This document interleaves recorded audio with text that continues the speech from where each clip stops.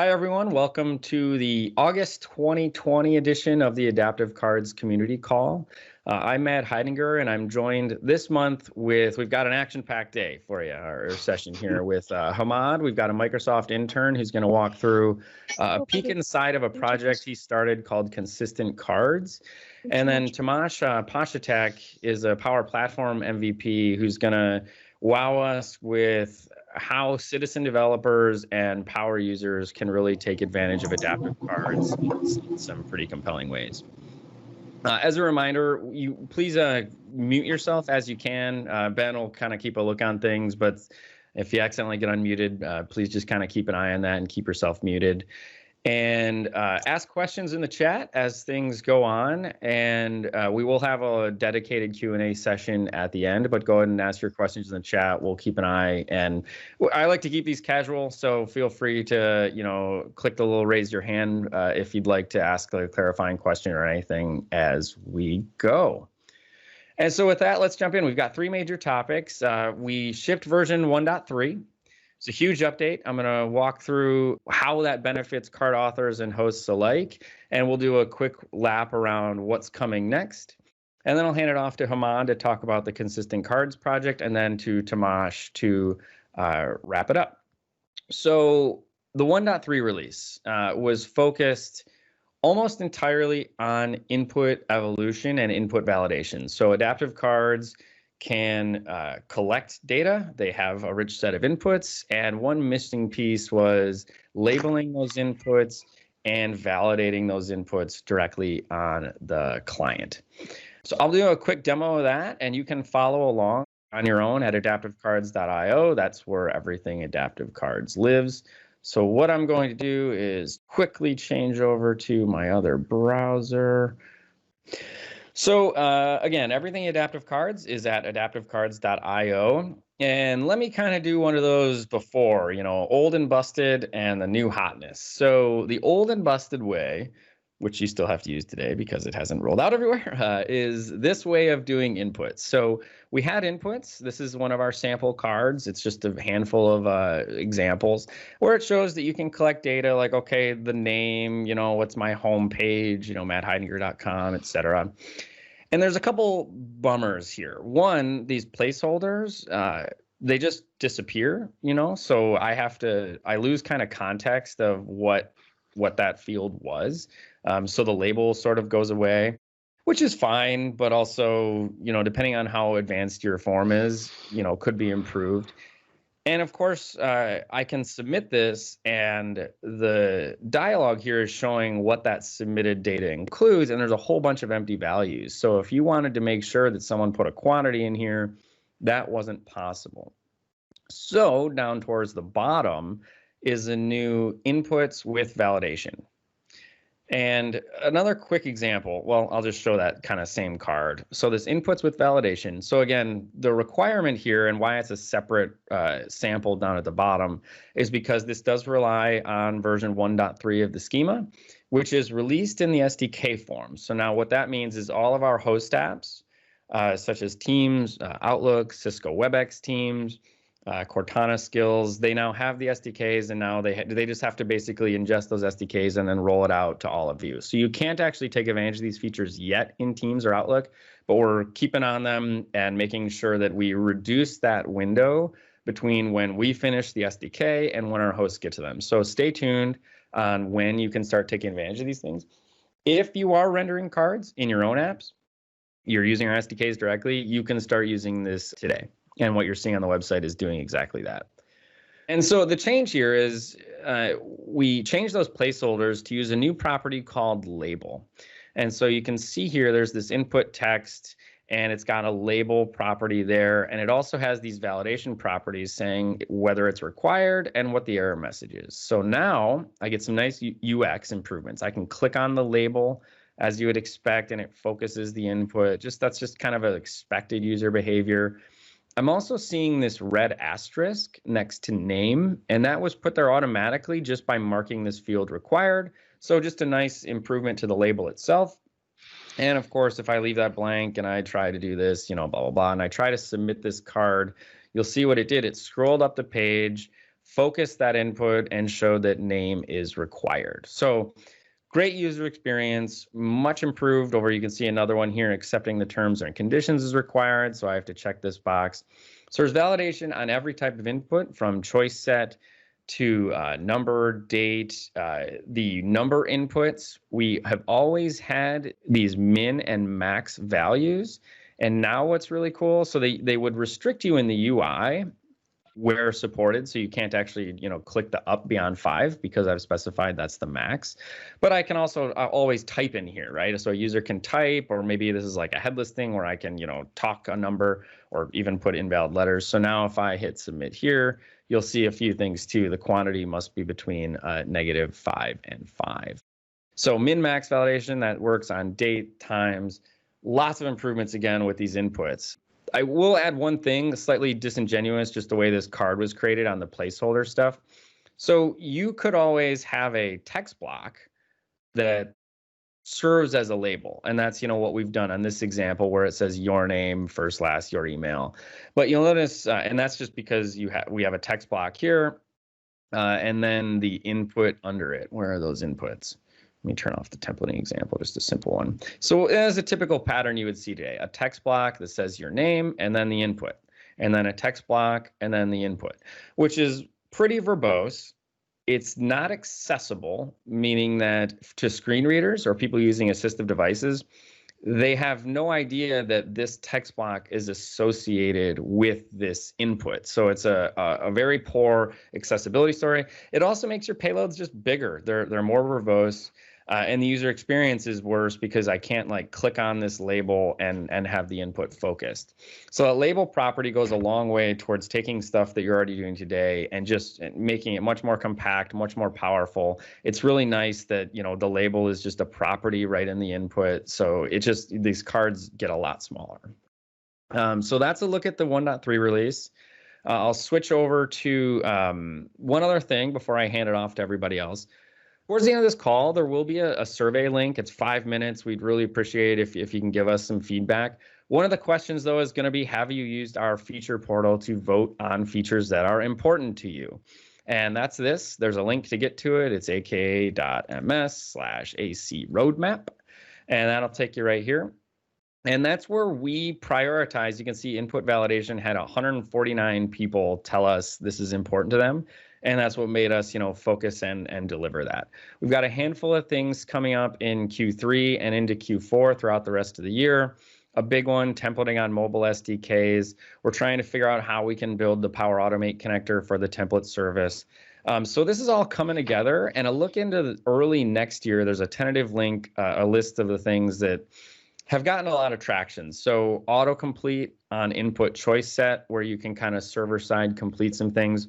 We're really working on figuring that out and making it so you can build a consistent backend that can feed the data. A table element has come up a lot. We know column sets aren't really that great for presenting tabular data. Themable icons and action set kind of fly out, like this ... fly out. A rating control, SVG support, tags with custom colors, file attachment. These are all the things that get a lot of feedback. And so this is a tentative list. But just to give you an idea of what's on our radar for coming up, as well as long-term into the future, things like live data binding, responsive UI, client-side updates, so you can do dynamic dropdowns. This is your opportunity to really influence where this product goes. And so I'll have a link to this. We'd love to know if this is meeting your needs, but just to give you, this is an idea of where you can go to see what's top of mind for us and what you can expect into the future. So with that, I will stop presenting. I'm going to go ahead and just hand it off to Hammad. So if you want to go ahead and just start sharing. And again, just to reiterate, the 1.3 SDK release is out. We'll stay tuned next month and take a look at the Adaptive Cards blog for updates on when you can start using them in Teams and really taking advantage of some of this stuff. Hi, everyone. I'm Hammad, and I'll just start with a brief intro. I'm a senior at the University of Richmond. I'm majoring in computer science and math, and I'm currently working from home from Richmond. And I'm a dev intern on the Adaptive Cards team. My manager is Shalini, and my mentor is Paul. So this summer, I focused on the problem of inconsistency. So to start off, I'll talk a bit about what inconsistency is.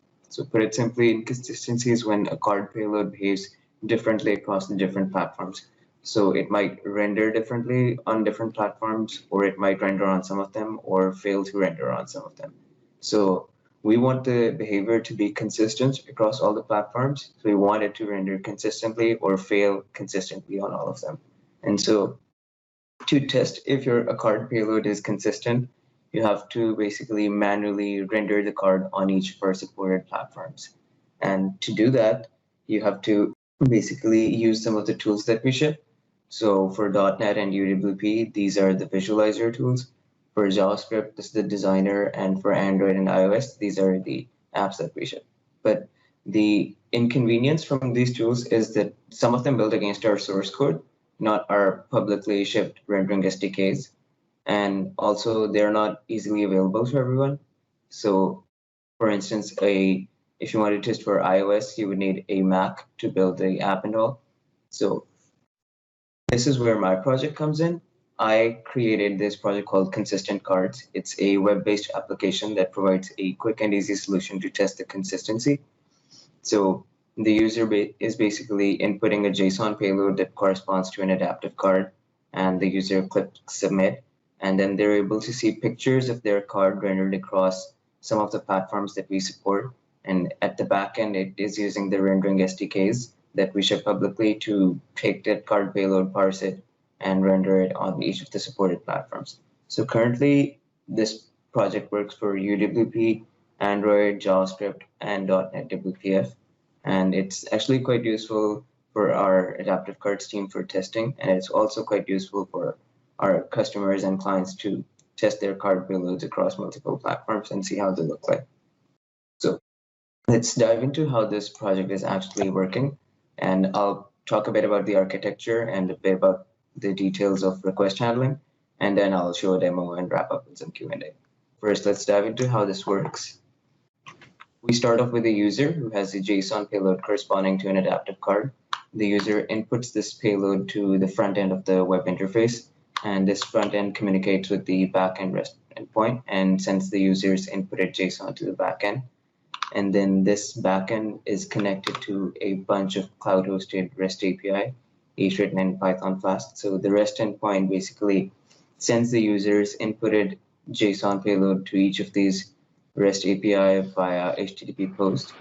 And then each REST API is connected to a driver program corresponding to each platform that my project supports. And so the REST API sends the user's inputted JSON payload to this driver program. For JavaScript and .NET, it starts the driver program as a child process and communicates over standard in and standard out. For UWP and Android, these apps are REST apps, so the REST API just sends a post request to these driver apps as well. And now this driver app basically parses that payload, and then it renders the adaptive card using the rendering SDK, and it takes a screenshot of the card. It converts that screenshot to a base64 encoded string, and then it sends back the base64 encoded string as well as any warnings or errors that were generated during the rendering.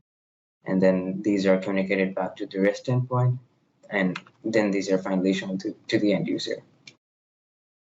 Here are some of the details of how the request handling works. So as I explained earlier, the user inputs a JSON data for the card, and the web interface sends this JSON to the Flask app by HTTP post. The Flask app sends it to the driver program by standard end, and then the driver program parses the JSON, renders the adaptive card, takes the screenshot, converts it to base64 encoded string, and sends it along with warnings and errors. And then the Flask app sends this back to the web interface, and the web interface shows this to the user. And so for UWP and Android, it's pretty much similar, except in this case, the Flask app is communicating with the driver program via HTTP post, and it gets an HTTP response back. And so now I'll show you a quick demo of how this project is actually working. So here you can see the front end of the web interface. So as you can see, as allowing the user to enter the card data and a card template. So to start off, I'll try it with a non-templated card. So I'll just copy this card. On the right, it's rendered using the JavaScript rendering SDK. So once I paste this payload here and I click submit, so I should hopefully be able to see this card across the platforms that we support. So as you can see, this is that card payload rendered using the JavaScript rendering SDK, the WPF, Android, and UWP. So this is the card payload, and it was actually rendered on each of these platforms, and the screenshot was taken. If there were any warnings or errors that were generated during the process, those would have been shown directly underneath. And you might notice some differences in the buttons, like, so these are per platform, and that's just how this card looks like on Android. So these are per platform details. So now you may have noticed that we have data and template, and this corresponds to templating that we introduced in May. So my project currently supports both templated and non-templated cards. And to demonstrate that, I'll just take a quick look at this card and see how that renders. So I'll just copy the data,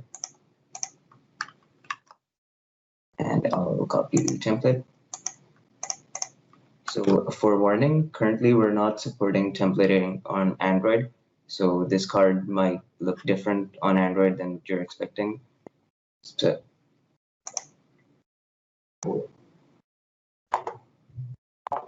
yeah, so as you can see, I've just shown that templated card on across all of our platforms.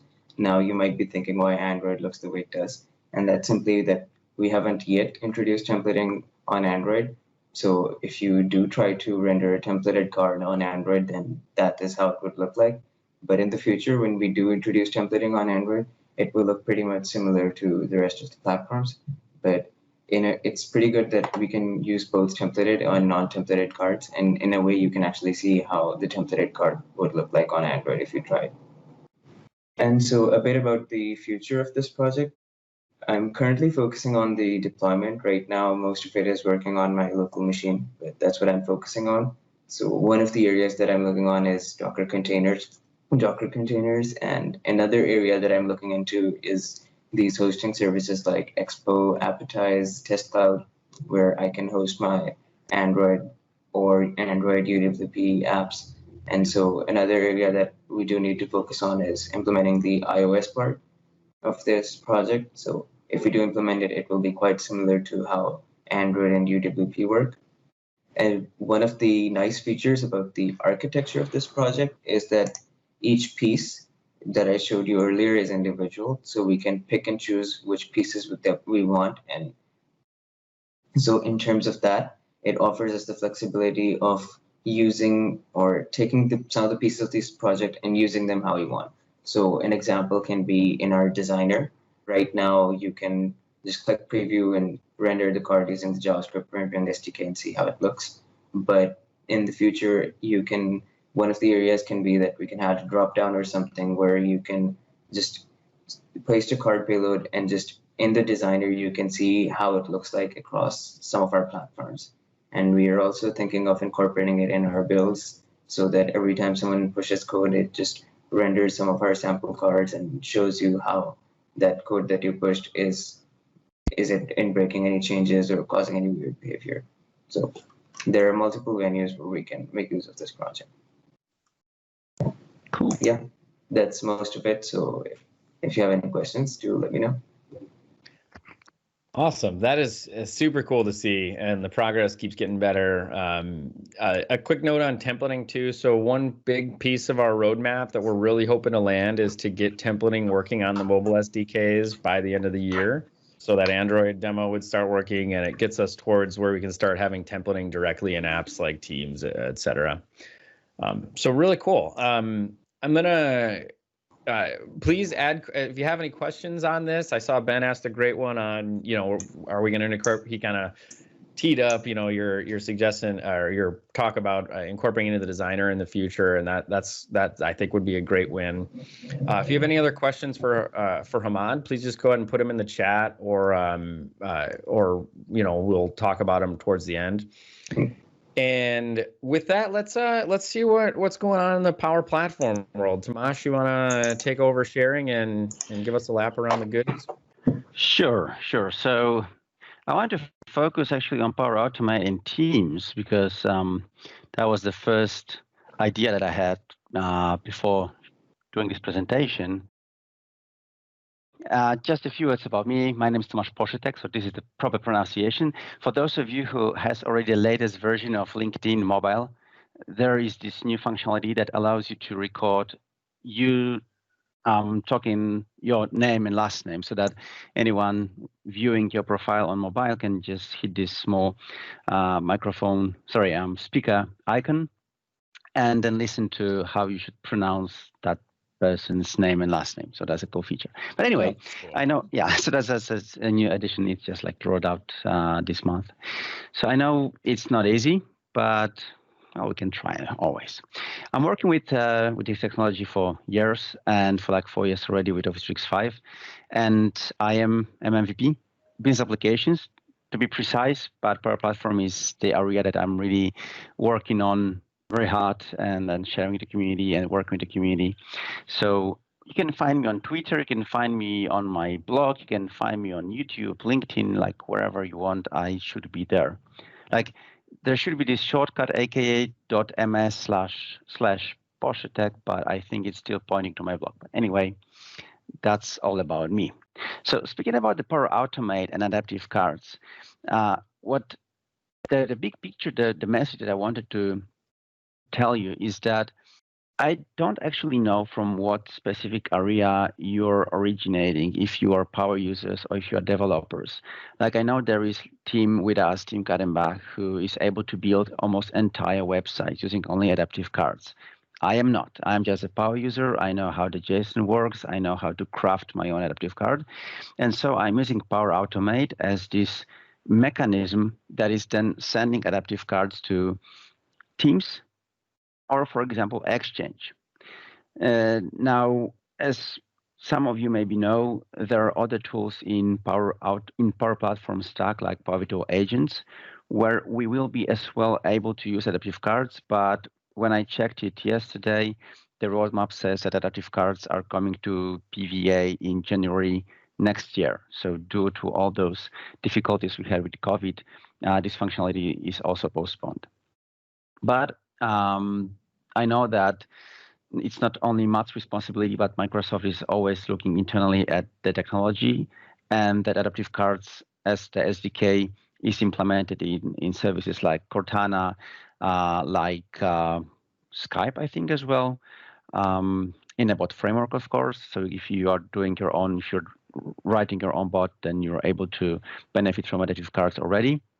And this will be possibly put into another or more communication-focused tools that Microsoft has. So back to the topic. When I want to build a process, when I want to really engage users, and since I'm just a power user, not a developer, as said, I'm trying to use Microsoft Teams and Outlook as those tools that I primarily choose for communication around the process. So Teams is the platform where the tasks are being assigned and communicated, where the information is shared, where users can participate, where they can collaborate. Email, well, yes, you can still send an email to a user with a task, for example, or with the information, although having a Microsoft Teams mobile app installed on your phone really puts this email tool somewhere on the area that you should really use only for communication with external vendors, customers, or users, and then to focus on the communication within the team, really on Microsoft Teams and what's happening inside. And so speaking about that, when we want to actually create a workflow that benefits from posting adaptive cards to Microsoft Teams, we can actually use a couple of actions that we have already present in Microsoft, in Power Automate. So once you navigate to Microsoft Teams stack of actions, then you can realize that there are actions like post a choice of options, post a message, post an adaptive card, post an adaptive card to a user or to a channel, and like here one, wait for the response. So all these actions are actually letting us to create an adaptive card. I mean, you can create it in Adaptive Cards Designer, or you can create it in Adaptive Cards add-in to Visual Studio Code. any way you choose to author the adaptive card, you can then put it in here and start actually using it in Microsoft Teams. Of course, you can as well put their dynamic values. So if you have logic in Power Automate that is first used to obtain information, then inside the adaptive cards code, you can put outcomes of the previous actions and they are rendered. What is also important is that today, unfortunately, the templating in Microsoft Teams is not fully supported. It only supports actually the very basic definition of the inline placeholders. Like once we jump to Adaptive Cards Designer, what we can actually try to do with Microsoft Teams are those simple expressions like this one. So today we can actually just use those simple placeholders that refers to a single value. We can't use any other benefits from templating that I will try to show you as well a little bit of like what I was able to do with Power Automate from the box and what I would be able to do with Power Automate if the templating was working and was fully supported. I want to show you what we actually can do first starting with triggers. So for example, imagine that since previous month, we have in Power Automate the trigger that we can use in Microsoft Teams that we can use to help us govern Microsoft Teams actually. So any process related around Microsoft Teams governance and especially messages can be enhanced or enriched with this new trigger. So once you navigate to Microsoft Teams, and then you can here find a trigger that is called for a selected message. Now, this trigger lets you to author an adaptive card and then define its width and height that will be shown once a user hit the ellipsis icon on the Microsoft Teams channel and a message. So let me show you how it works and what you actually can do with that.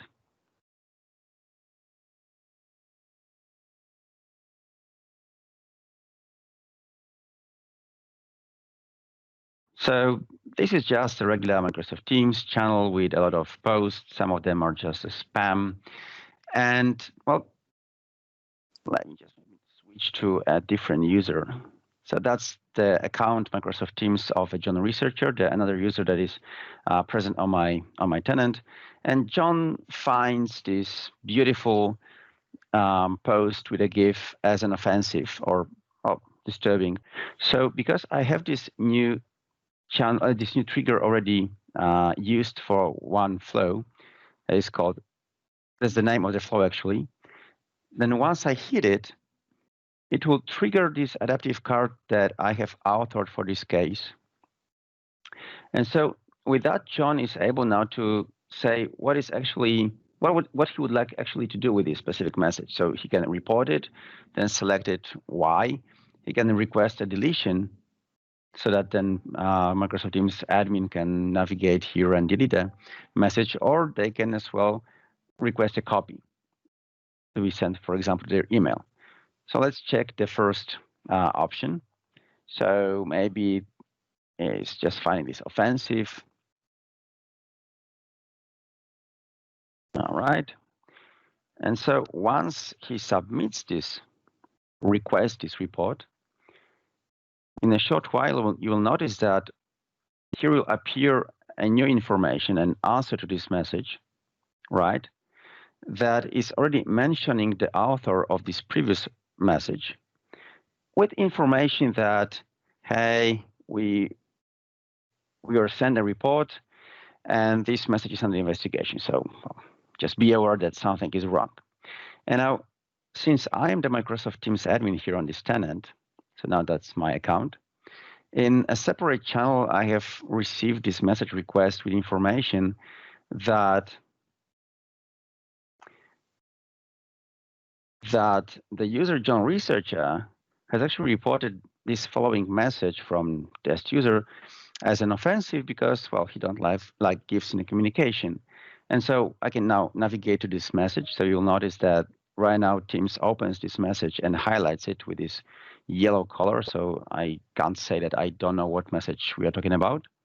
Plus, well, this is an example of an action that actually posts an adaptive card to a Teams channel and is waiting for the response. So right now I just need to say or write anything. Unfortunately, because the validation and all those features around fields requiredness are coming with the version 1.3, which is not yet in Teams. Therefore, I'm not able to say, yes, you need to provide a comment. This is really right now, well, this functionality is really missing. So anyway, now I can complete this task. And the card is going to be closed with this not very fancy automatic card. Plus, me as a journal researcher, so the reporter, in my chat window, I do have information from, well, again, from Flow, that this message I have reported has been taken care of. And so how was this actually done? How was all these steps done? So first, let me just refresh it, and then it will be easier.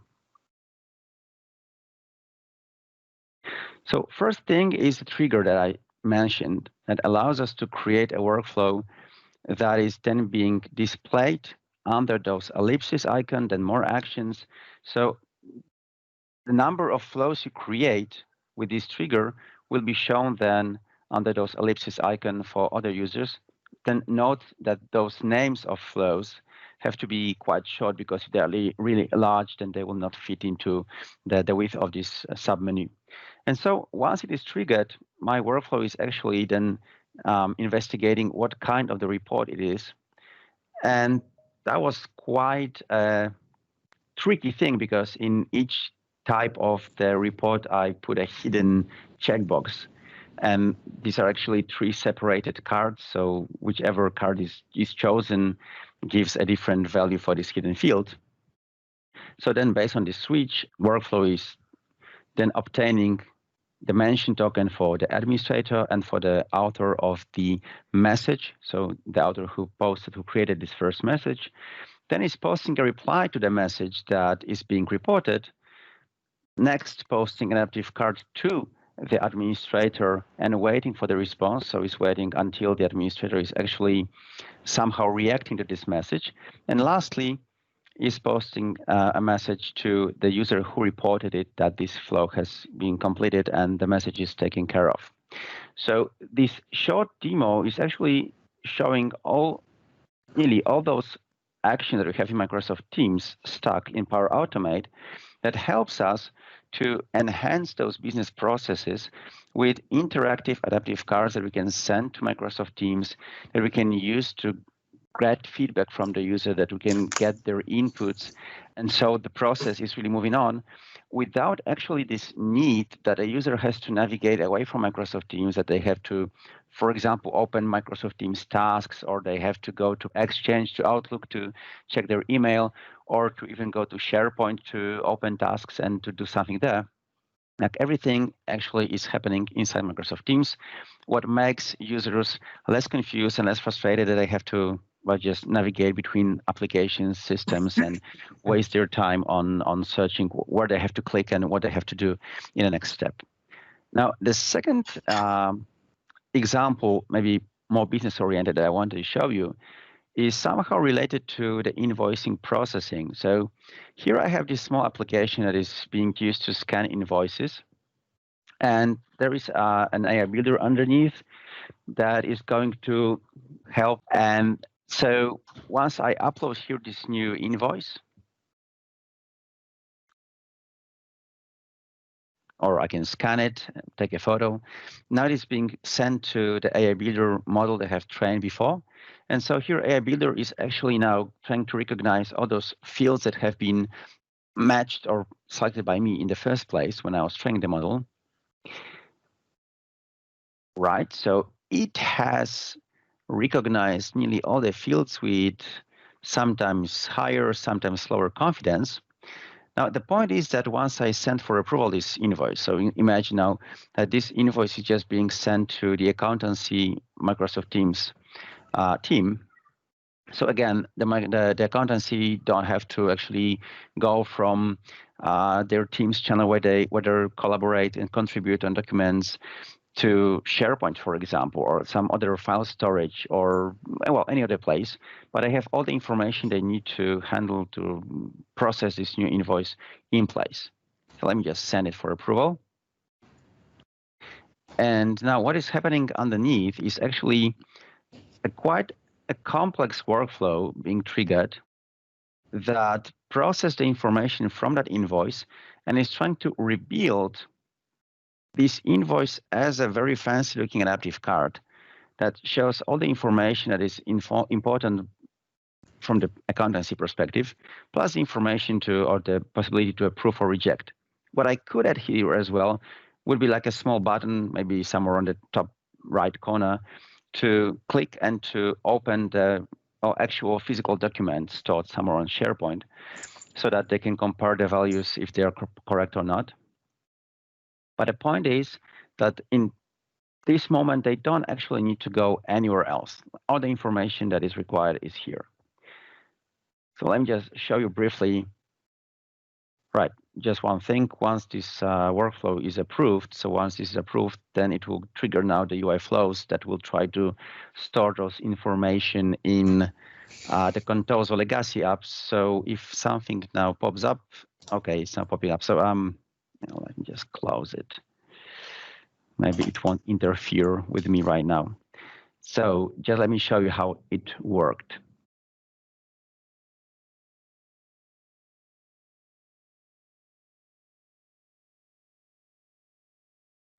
So this workflow here that is now actually generating this adaptive card, and this is the point where I wanted to show you how templating is powerful and what we are missing actually, is obtaining all this information that AI Builder is recognized from the invoice. And then actually for each item, because I wanted to rebuild this table of items on the invoice, I'm simply trying to append a row to the table, to this fact set that we have in adaptive card with the information related to this specific row. So it was kind of a challenge to actually create this adaptive card, because when I was trying to use a compose action and this JSON was just a piece of a JSON, then the compose action was complaining that this is an invalid JSON, so I had to use a simple variable. There was a little bit of struggle to actually accomplish that.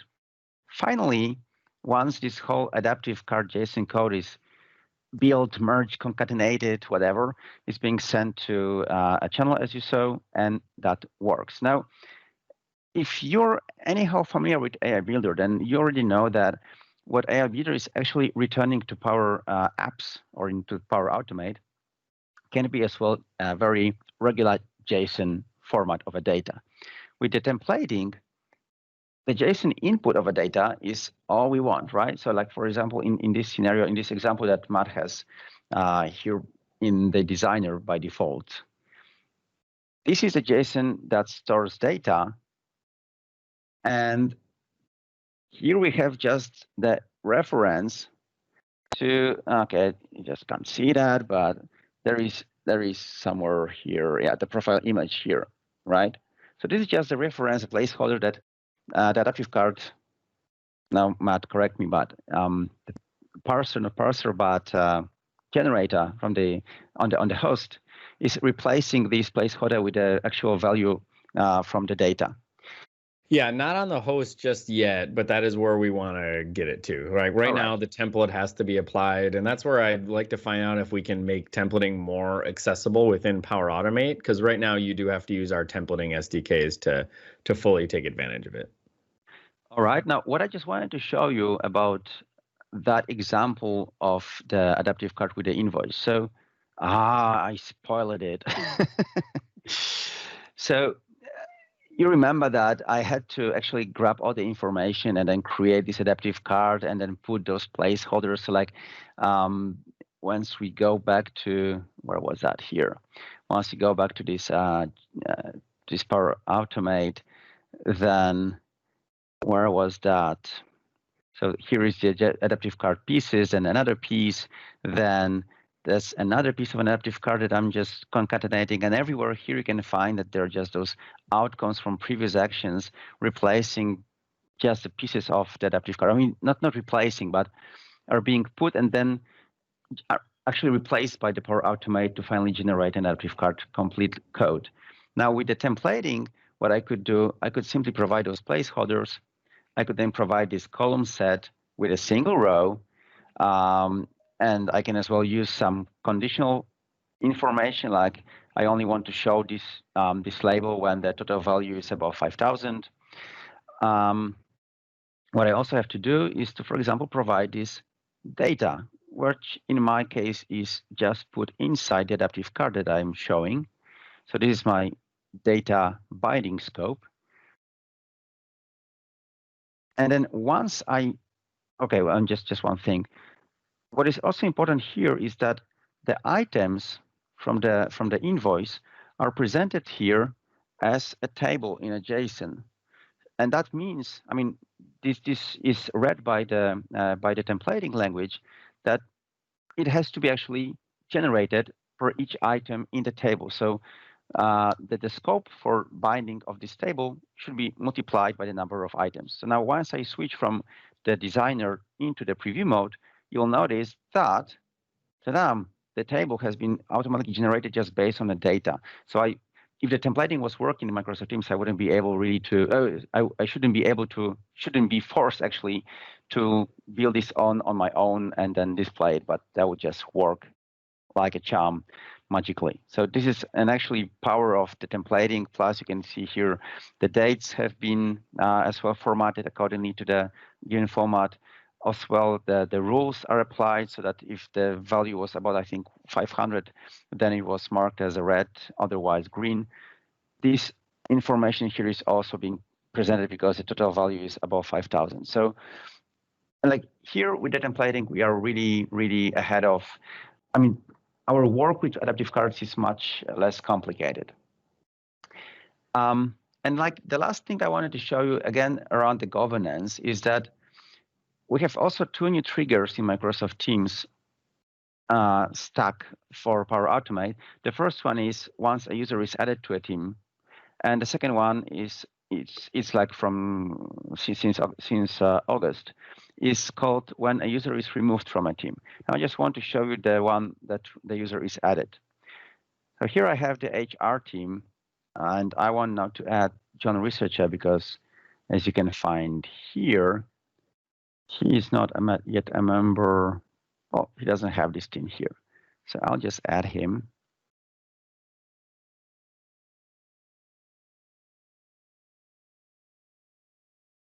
And now in not a very long time span, John should receive a message. Okay, let's go to activity because it was somewhere. Here it is.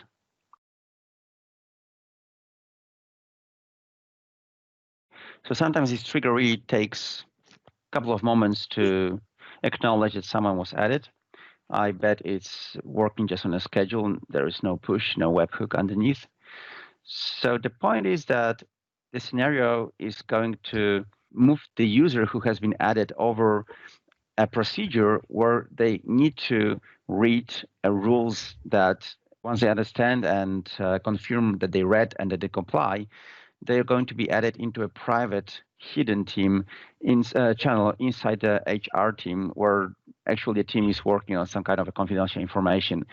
And so this is also kind of an automated process so that it doesn't require then anyone from the administration or even from the owners of the team to actually move users around the channels, but that can be as well automated. So, well, I'd like really to show you how it works, but it seems that it doesn't want to trigger yet. Maybe it will trigger, but I'll just do a short wrap up because we're just 5 minutes before the time. Right. So what I wanted to show you, and what I wanted to show to inspire you, is that with Power Automate as the platform for building processes, and with adaptive cards as a tool to build a communication around the processes, in the processes that is being displayed properly at any device that actually is using the SDK, we can actually make all these processes a lot of simpler for the end users, more understandable. And then if we also decide to use Microsoft Teams as a platform to host the processes, to really put in a center of focus of the everyday collaboration of our employees, therefore, we are actually able to build a very powerful machine that will help them to be members of those processes without those additional frustration or irritation that they have to just switch those applications in between. And the adaptive cards that I showed you are really simple to be built. And well, I'm really looking forward for the new versions of the SDK to be fully implemented and I just lost the word. But anyway, today in Microsoft Teams, we are running version 1.2, but not in full compatibility it's not covering the full functionality. The version 1.3, Matt, maybe you heard some rumors, maybe by the end of this year, maybe sooner. But anyway, just try to work with adaptive cards yourself. I really saw a lot of cool processes, both around the onboarding, for example, of the new users, building the champions team of the users who will be then learning others and be the power users in the organization.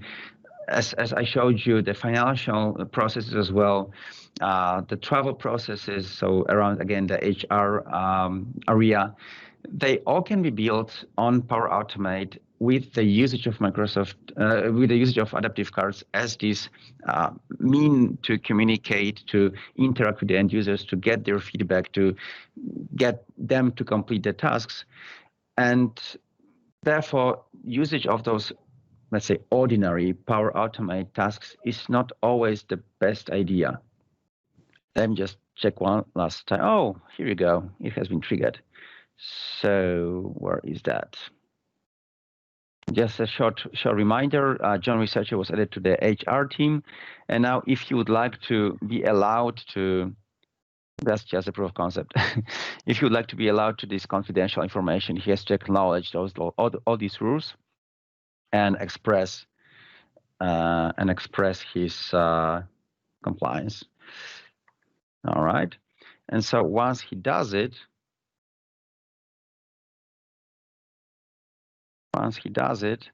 you can see that right now he is in the HR team, and there is confidential. And so, yeah, GraphCall has added to the private channel. So now John Researcher is also let into this private confidential channel where some information on the NDA or really strictly limited to a group of HR is being discussed. Okay, so awesome. It seems that's all from me. Cool. Those were really cool examples, Tomasz. Thank you so much for joining and sharing those. I did want to leave a little bit of time for Q&A. So real quick, I put in the chat, we would love your feedback. It's a short, like 8 questions, mostly should be done in a couple minutes. If you go to this link, aka.ms/AC community survey. We also have a TAP program, a technology adoption preview program. And we're looking at doing a couple virtual focus groups through the end of the year. So go ahead and shoot me an email. It's in the chat, matt.heidinger@microsoft.com. And we'll talk about, the TAP program and see if you'd be a candidate for that, or just, upcoming focus groups. Just go ahead and shoot me an email, and we'll work with you to see if we can put anything together. No promises on that, by the way. Like, just reach out, let me know. We're just kind of trying to gauge interest to see what are better ways, or what are some additional ways we can keep engaging with our community outside of these community calls. A bunch of resources. One external one I always like to draw attention to is madewithcards.io. Really cool user contributed samples. We had a Build 2020 session that goes into a lot of things. Templating we released a couple months ago, so it was in preview for a long time. Tomasz showed off the power of it. We are looking to find a way that we can bring the power of templating into Power Automate. But if you are using native.NET or a Node.js backend, you can use templating today while we roll it out to the mobile SDKs and different apps throughout the year. There's other M365 developer community calls. So this call will be online. I know I'm going pretty quick here at the end, but this call will be up on YouTube usually within a week or so. We'll write a blog post, but check out these other calls as well.